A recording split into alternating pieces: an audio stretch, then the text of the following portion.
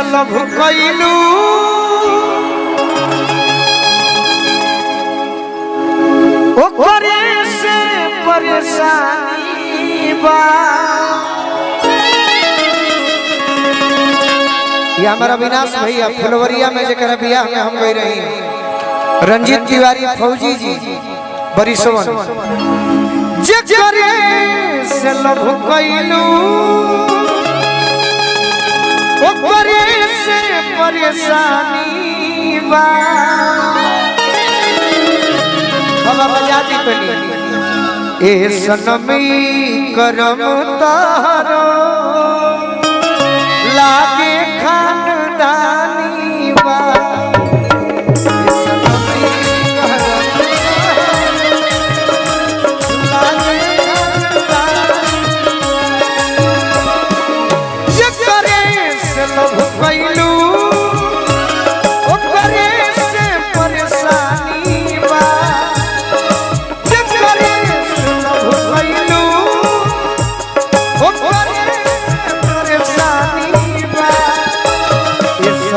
करम तहरो लागे खानदानी बा।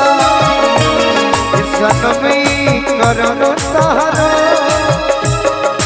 अंकित सरकार जी परिश्वन हमारा दिल के टुकड़ा विलास भैया पंकज राय जी हमारा पुतुल भैया के भी आगमन भइल बा। भाई हमारा पिताजी अकेले का कि हमरा पे ब्लेम लगा दी हम बर्दाश्त कर ले बर्दाश्त कर। अविनाश भैया के पिताजी पहले करा के पैसा ले लेबे देख तब बता। अविनाश ना अभिमन्यु भैया के पिताजी अभिमन्यु दुबे जी के हम बता दे। अब हम बोली बोलो एकदम बोलो कि जे करे से लभ गइनी ओह के परेशानी बा।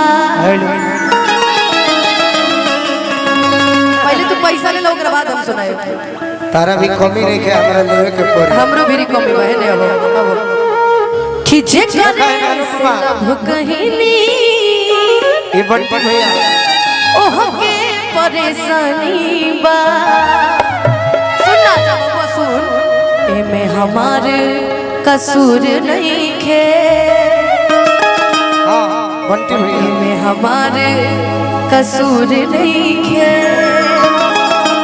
तिगारी भाई में हमार कसूर नहीं खे वो कर नियत में बेईमानी बा।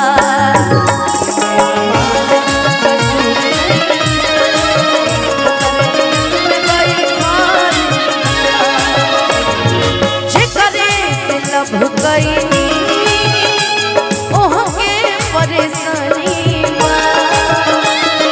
जकरे से भुकइनी ओह के परेशानी बा।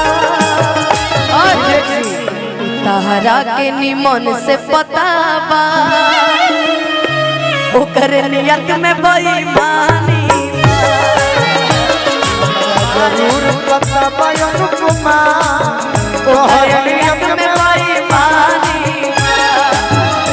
सतीश भैया दिल्ली से वाली अखिया मिला लया वगरवा लगा लो